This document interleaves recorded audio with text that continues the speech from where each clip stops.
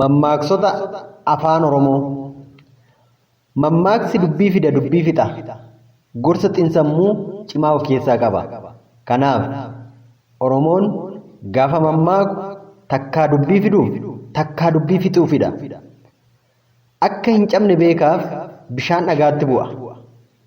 Akkan itti dhalees akkan itti arraabbadhus natu beeka jette xaddeen.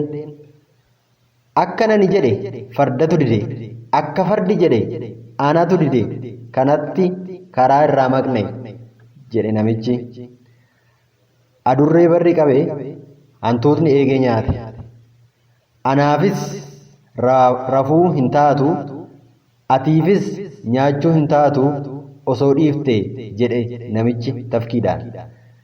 Anatu farda se'ee harreetti okaa haame jedhe namichi. Baay'attee dallaa guutteef harreen loon hin taatu. Bofti qallateef eegee hin qaban. Bishaantu afaan na jiraaf malee silaa waanan dubbadhu baay'eedha jette qurxummiin. Barcuma irra taa'anii muka hin hammatan. Barcuma fi ulfina abbaatuuf jalatti qanansiifata. Cilee ta'uuf gubanne, cilee taanes gubanne jedhe mukti. Daa'imni hin boonye dugda haadhaa irratti du'a. Deemi teenya okkoteen raafuu bartee jedhe namichi gogorrii qalachuuf qabee harkaa baanaan. Dhugaa fi lubbuun gaafa rabbiin jedhe baati. Dhoksaan fanxoo hin fayyisu. Eeboo darbatanii jinfuu hin qabatan. Firri firatti gala jennaan mukti qottoo lagatti qajeelte. Firoomne jedhanii waraabessatti foon hin fe'atan. Gowwaan yoo itti kolfan waan kolfaniif se'a. Garbittiin gargaarsa argatte majii dhoksiti. Gowwaan farda ergisaatiin boona. Hoolaan gaafa qalame samii arga.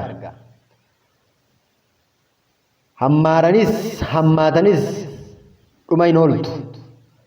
Hiriyaan wal hin amanne laga hundatti waliif kakata. Humna qabaannan sagaliin lolu dhabnaan sagalee tolu jette jaartiin. Humnaan nyaataniif humna namaaf hin ta'u. Ijaa fi saree ganda hin lagan. Kan dhadhaa baqsitee osoo jirtuu kan raafuu affeelte michiin dhaye. Korma dhugaan booratu biyyeen ija hin buutu.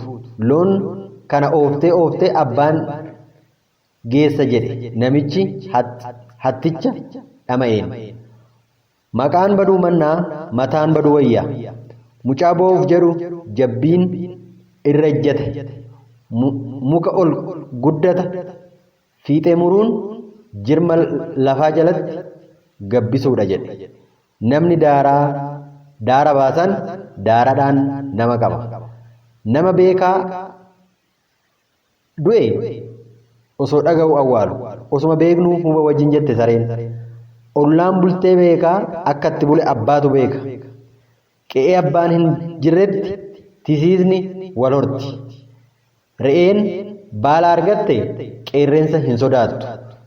Situ diriiree of qochisiise jedhe gaarri lafa diriiraa gad ilaalee. Sareen abbuma biraa nyaattuuf dutti. Sabbata jedhee hidhannaan bofa ta'ee na ciniine.